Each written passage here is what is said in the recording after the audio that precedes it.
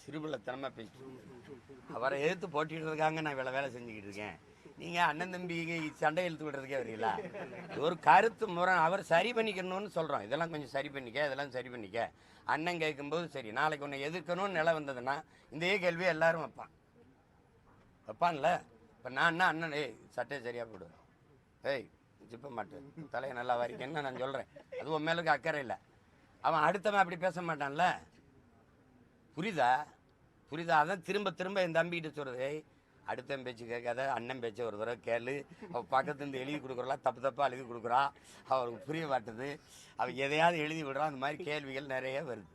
அது கவனமாக பண்ணுது.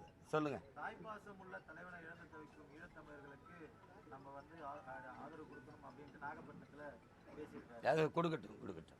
என் தம்பி திடீர்னு மீனவர் இந்த எங்கள் ஈழத்தமிழர்களெல்லாம் நம்ம ஈழத்தமிழர்லாம் பற்றி பேசுகிறது எப்படி இருக்குன்னா, எங்கள் ஐயா மோடி தமிழ் பேசுகிற மாதிரி இருக்குது. திருக்குறள் சொல்கிற மாதிரி, அவையுடைய பாட்டை சொல்கிற மாதிரி இருக்குது. அவர் தமிழ் பேசுகிறத நீங்கள் எப்படி எடுத்துக்கிறீங்க?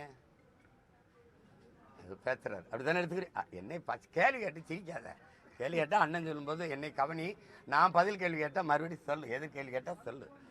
மோடி ஐயா சொல்கிறார்ல, அகர முதலா அப்படி பேசுவார்லப்பா, சாதி இரண்டொழியா வேறு இல்லை, அவ்வையார் பாட்டை பாடுறாருல, அந்த கதை தான். அதை ஆத்மார்த்தமாக உள்ளுக்குள்ளே இதயத்துக்குள்ள ஒரு வலி, மனசில் ஒரு காயம் இருந்ததுன்னா அந்த மொழி எப்போ வந்திருக்குன்னா முதல் மாநாட்டில் வந்திருக்கும். இத்தனை மீனவனை கொண்டிருக்குது. இப்போ தம்பி நாகப்பட்டினத்தில் பேசும்போது இந்திய மீனவன் சொல்ல மாட்டேங்கிறது. முதல்ல இதை கேள்வி எழுப்பினது நான் தான். 15 வருஷமாக இது போராடுறேன். மீனவனுக்காக 6 மாதம் சிறையில் போய் தேசிய பாதுகாப்பில் உள்ளே இருந்தவன்.